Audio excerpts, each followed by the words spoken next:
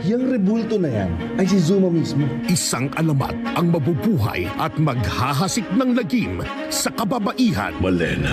Si Malena ang babaeng minahal ni Zuma. Na siyang magdudulot ng isang marahas na trahedya. At magbubunga ito ng isang pambihirang nilalang.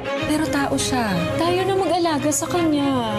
Makakasagabal ba ang kanyang nakatakdang kapalaran sa kanyang mabuting kalooban? Isa kang halimaw. Akala nyo ba maitatago nyo si Galema sa kanyang tunay na ina habang panahon? Damhin ang matinding kamandagni. Hanggat nabubuhay siya, hindi ako titigil na pagbayarin siya sa lahat ng mga atraso niya sa akin at sa pamilya ko. Galema, anak ni Zuma. Weekdays, 5:45 p.m.